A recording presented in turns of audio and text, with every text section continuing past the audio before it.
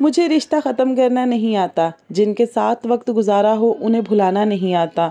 जो मुझे जैसा समझे मैं वैसा ही समझने देती हूँ। मुझे अपने किरदार पर उठने वाले सवालों की मुखालफत वजाहतें देनी नहीं आती। मुझे जवाबात की लंबी फहरिस्त तैयार करनी नहीं आती। मुझे सबूत इकट्ठे करने नहीं आते। ऐसा नहीं है कि मैं गलत हूँ या कमज़ोर हूँ या मेरे पास दलीलें मौजूद नहीं। ऐसा नहीं है कि मैं जवाब नहीं दे सकती, बस मेरी सोच का मयार मुख्तलिफ है।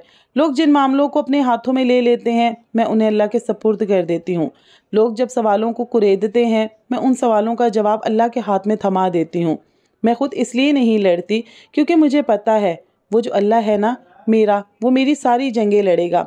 वो वाकिफ़ है मेरी नीयत से, वही इस नीयत की वजाहत देगा कि इन तमाम लोगों की ज़बानें खींच लेगा जो मुझ पर तोहमत लगाते हैं। मैं कमज़ोर नहीं हूँ, मैं ताकतवर हूँ, इतनी ताकतवर कि मुझे खामोशी के सारे आदाब आते हैं। नज़रें झुका लेती हूँ मगर किरदार पुख्ता रखती हूँ। आखिर है दुनिया, मैं अल्लाह को अव्वल रखती हूँ। अस्सलाम वालेकुम, welcome back to my channel. कैसे हैं आप सब? उम्मीद करती हूँ खैरियत से होंगे, जहाँ होंगे ज़मान के साथ होंगे। मैं भी अल्लाह का शुक्र है बिल्कुल ठीक हूँ आपकी दुआ से। मेरी प्यारी प्यारी बहनों, ज़िंदगी की नई सुबह का आगाज़ हो चुका है और मैं सुबह नाश्ता बनाने के लिए किचन में आ गई थी। यकीन करें ऑफ कैमरा में जब भी कभी पराठे बनाती हूँ इतने मज़े के बनते हैं, इतने प्यारे गोल शेप के बनते हैं, लेकिन कैमरे को देखते ही सारे विंगे चिब्बे हो जाते हैं, मोइंजोदारो का नक्शा पेश करने लग पड़ते हैं। अब मुझे ये समझ में नहीं आ रही कि मेरे पराठों को आखिर कैमरे से क्या मसला है। खैर जी, आज मैं बड़े दिनों के बाद अपना व्लॉग लेकर आई हूँ। उसकी रीज़न ये है कि मेरा मोबाइल ख़राब हो गया, पानी में गिर गया था। उसके कैमरे के आगे अब स्पॉट सा बना हुआ है।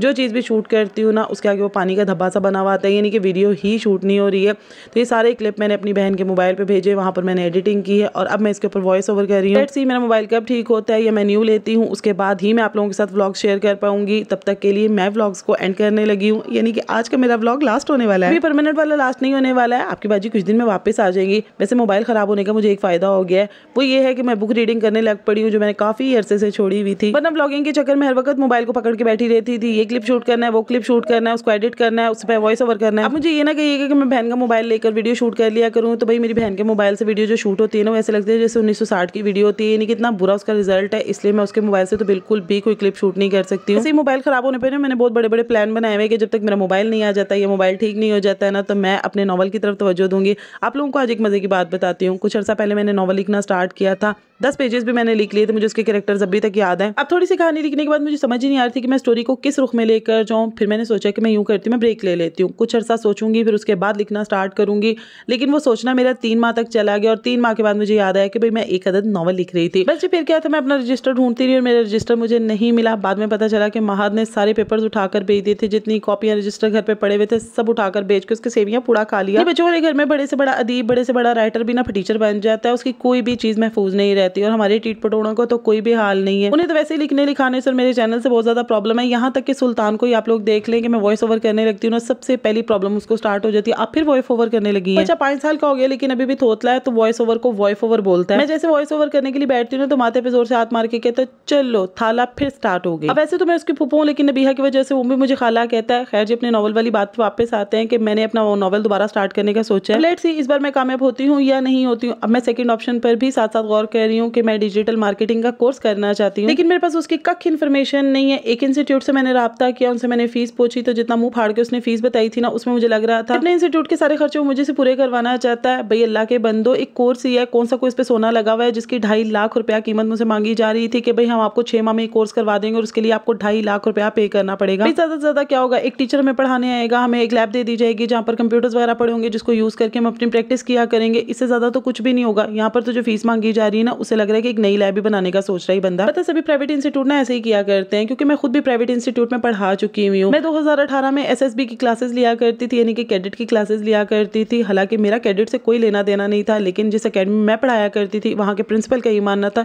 कि मैं हाइटेड हूँ, मेरी पर्सनैलिटी बहुत ज़्यादा अच्छी है, तो मैं कैडेट के जो स्टूडेंट्स हैं उनको पढ़ा सकती हूँ। उन्होंने मुझे उनकी जनरल नॉलेज दे दी थी, जो all over the world general knowledge हुआ करती थी। पहले मैं घर से रेडी करके अपना लेक्चर जाया करती थी, फिर वहाँ जाकर मैं पढ़ाया करती थी और फिर भी मुझे सैलरी वही मिला करती होती थी जो बाकी टीचर्स को मिलती थी, यानी कि कैडेट को स्पेशली पढ़ाने की मुझे कोई भी सैलरी नहीं दी जाती थी। हालांकि एक एक कैडेट से इन लोगों ने 40,000 रुपीज चार्ज किए हुए थे। 40 मंथ के अंदर सिर्फ 2 मंथ की क्लासेस हुआ करती थी जो उन बॉयज को पढ़ाई जाया करती थी। अभी जो इतनी ज्यादा फीसेस ली जाती थी ना, एक मेजर साहब की वजह से ली जाती थी जिनका नाम था MD भट्टी, जिन्होंने 1971 की वॉर में हिस्सा भी लिया था और बाकायदा उस वॉर में कोई मेडल भी मिला था। और उन्हीं सर के नाम पर इतनी ज्यादा फीसेस ली जाती थी कि भाई हमें मेजर पढ़ाने के लिए आ रहे हैं तो मेजर तो बहुत ज्यादा चार्ज करें, लेकिन हालांकि उन मेजर सर को भी ये लोग कुछ नहीं दिया करते थे। उन्हें भी सिंपल हमारी तरह ही को 5-10 हज़ार रुपया ज्यादा करके सैलरी दी जाती थी। मुझे याद है कि 2018 में मेरी सैलरी जो थी ना वो 8,000 रुपए थी और मेजर भट्टी साहब को 15,000 या 16,000 दिया जाती थी। लेकिन उनके नाम के बड़े बड़े बैनर्स लगाकर बच्चों से इन लोगों ने अच्छी खासी फीसें ली थी। यहाँ पे पूरी स्टोरी सुनाने का मतलब ये है कि प्राइवेट इंस्टीट्यूट वाले आपको कख भी नहीं पढ़ाते हैं, लेकिन फीसेस वो ऐसे चार्ज कर रहे होते हैं किसी एक पर्सन के नाम के ऊपर, जैसे उस बंदे ने अपनी सारी तालीम आप में ट्रांसफर कर देनी है। फिर उसने जितनी भी क्वालिफिकेशन हासिल की है, जितने पैसे उसने अपनी क्वालिफिकेशन पे स्पेंड किए ना, वो सारे आप ही से निकलवाएंगे। तो खैर जी, हमारी जनरेशन के साथ बहुत बड़ा धोखा है। हम लोग तो डिग्रीज भी लेकर बैठे हुए हैं, लेकिन हमारी डिग्री अंडे दे रही है, उनका कोई फायदा नहीं है। डबल मास्टर्स करके भी मेरा ये हाल है कि मैं यूट्यूब चैनल चला रही हूँ और वो भी रिएक्शन चैनल। यार अंदाजा लगाओ, मैंने डबल मास्टर्स करते हुए कभी भी नहीं सोचा था कि मैं रिएक्शन चैनल चलाऊंगी और मैं यासीन खानदान को एक्सपोज करूंगी। चलिए जी, हमारी किस्मत होगी। कहते हैं ना, नसीब से ज्यादा भी कुछ नहीं मिलता है, नसीब से कम भी कुछ नहीं मिलता है। अब किस्मत का अंदाजा आप यहीं से लगा लें कि आपको लाइक भी किस्मत से ही मिलते हैं। आप जितनी मर्जी मेहनत करें, जितनी मर्जी अच्छी वीडियो बना लें, लेकिन आपकी किस्मत अच्छी होगी तो आपको लाइक मिल जाएंगे, वरना आपके काम को देखकर तो आपकी वीडियो को कोई लाइक नहीं करने वाला। चलो इतनी बात सुनकर मेरी वीडियो को लाइक ही कर दो। जिन्होंने अभी तक चैनल को सब्सक्राइब नहीं किया तो इंतजार किस बात का है, चैनल को भी सब्सक्राइब कर दो, साथ लगे बेल आइकन को भी प्रेस कर दें ताकि आने वाली तमाम वीडियोस के नोटिफिकेशन आपको वक्त पर मिलते रहे। और मेरी सफाइयों को देखकर आप लोगों को हैरान होने की जरूरत नहीं है। कभी कभी मुझे दौरे आते होते हैं, नाश्ता बनाने के बाद मैं किचन साफ करने खड़ी हो जाती हूँ, फिर मैं नुकरें खुदरें सारी साफ करके किचन से बाहर निकलती हूँ। आज मौसम वैसे भी अच्छा था, बारिश हुई थी, गर्मी ज्यादा लग नहीं रही थी। मैंने सोचा चलो भैया आज किचन का ही काम कर लेते हैं। तो यहाँ पर मैंने पूरी दीवार को भी चंगी तरह से मांझे लगाए हैं। और सिंक धोने का मुझे वैसे ही फोबिया है। मैं एक स्पून धोने के लिए भी आऊंगी ना तो जाते जाते सिंक को धोकर जाती हूँ। मेरे घर वाले मुझ पर बड़ा हंसते हैं, कहते हैं अगर गुल को कभी जॉब लगवानी होगी ना, इसको सिंक धोने वाली जॉब ले देंगे, क्योंकि सिंक धोने वाली जॉब ये बड़ी हंसी खुशी कर लेगी। खैर जी, किचन को अच्छी तरह से साफ करने के बाद आपको मैं इसकी फाइनल लुक भी दिखा देती हूँ। लास्ट में जो शॉपर पड़े हुए ना उनको इग्नोर कीजिएगा, वो गोश्त निकाल के रखा हुआ था पकाने के लिए। किचन साफ करने के बाद मैंने अम्मी से कहा मुझे आप नाश्ता बना कर दें। मैं अपने हाथ का बनाया हुआ नाश्ता नहीं करती। मेरे सब घर वाले मेरे पे हंसते हैं, कहते तुम गंदे हाथों से मैं नाश्ता बना कर देती हो, तभी तुम अपने हाथ का नाश्ता खुद नहीं करती हो।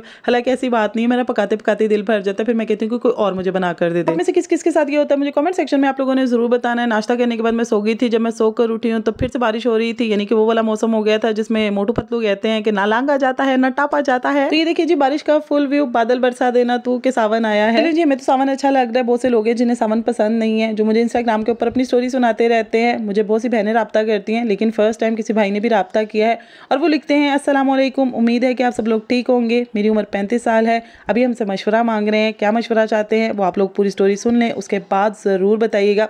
अच्छा, ये लिखते हैं पता नहीं के बाद किधर से शुरू करूँ, मैं पढ़ा लिखा आदमी हूँ, लेकिन मेरी बात सुनकर शायद मैं आपको कोई जाहिल या गवार लगूँ।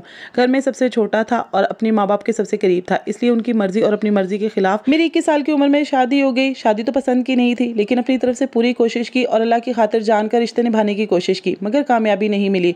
वो औरत जिसको मुझसे दावा था कि इश्क है, मोहब्बत है, बेरोजगारी में सिर्फ 3 महीने मेरे साथ गुजारे और अदालतों में केस दायर किया, खर्चे का और पता नहीं किस किस चीज का। खैर, मेरा मकसद तलाक देना नहीं था कि इसी दौरान हमारी बच्ची भी पैदा होगी। अच्छा, यहाँ पर मुझे इनकी बात समझ में नहीं है कि एक औरत तलाक लेने के लिए अदालत चली गई, लेकिन उसी दौरान इनकी बच्ची भी हो जाती और फिर इनको तलाक भी होगी है।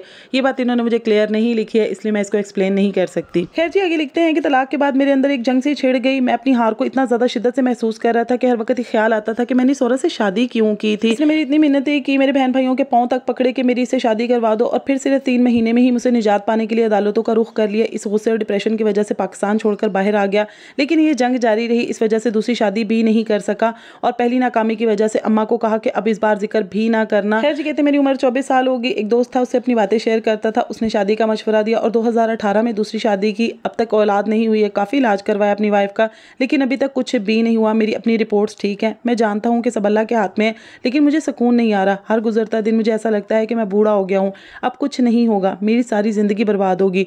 इस वजह से मैं हर किसी के साथ लड़ता रहता हूँ, बाद में पछताता भी हूँ और सारी रात रोते हुए गुजर जाती है।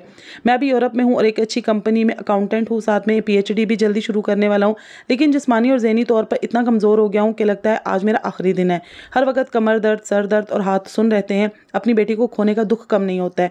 इसकी माँ ने इसको ये कहा है कि तुम्हारा बाप मर गया। अदालत के जरिए राब्ता करवाया। जब भी बात होती है मैं उसको कहता हूँ कि मैं तुम्हारा बाप हूँ, तो आगे से कहती हैं आप मेरे पापा नहीं हैं, मेरे पापा की डेथ हो चुकी है। अब जब अपनी बेटी के मुंह से अपनी मौत की बात सुनता हूँ तो दिल करता है कि वाकई ही खुदकुशी कर लूँ। मैं तंग आ गया हूँ अपनी जिंदगी से। इस सबब कशमकश में अपनी बीवी को भी तवज्जो नहीं दे पा रहा हूँ और वो भी बदजन होती जा रही है। अम्मा अब्बा जिनमें मेरी जान बसती है और उनकी मुझ में, उन पर हर हर वक्त गुस्सा आता रहता है कि मेरी शादी वहाँ ना करवाते तो आज शायद मैं सुकून में रहता। अब दिल करता है खुद को अकेला कर लूँ, बीवी को छोड़ दूँ, उससे शायद बेहतर ज़िंदगी डिज़र्व करती है, लेकिन फैसला नहीं हो पा रहा, क्या करूँ, किधर जाऊँ। अच्छा जी, इन भाई का नाम नदीम है और नदीम भाई अगर आप मेरी वीडियो देख रहे हैं तो भाई मेरा आपको यही मशवरा है कि प्लीज़ अपनी ज़िंदगी में मूव ऑन करने की कोशिश करें।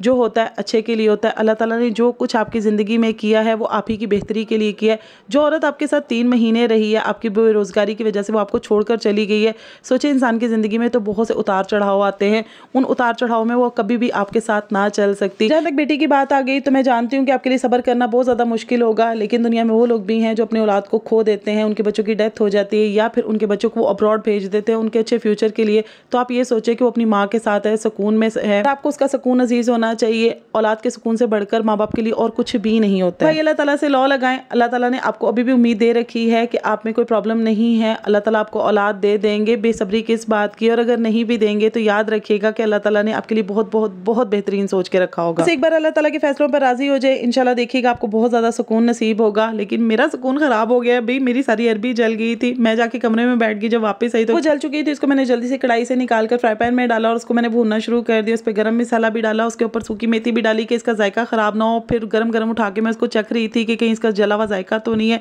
मेरी अपनी भी ज़ुबान जल गई, मतलब जल गई थी, मेरे चखने से ठीक तो नहीं हो जानी थी, लेकिन फिर भी पंगा लिया, अपनी ज़ुबान जला के बैठ गई। खैर जी, आज का व्लॉग आप लोगों को कैसा लगा आप लोगों ने कमेंट सेक्शन में ज़रूर बताना है और बड़े बड़े लाइक भी ज़रूर करने हैं। चैनल को भी सब्सक्राइब कर लीजिएगा और मेरे नेक्स्ट व्लॉग का वेट कीजिएगा। अब देखिए पता नहीं कब आता है।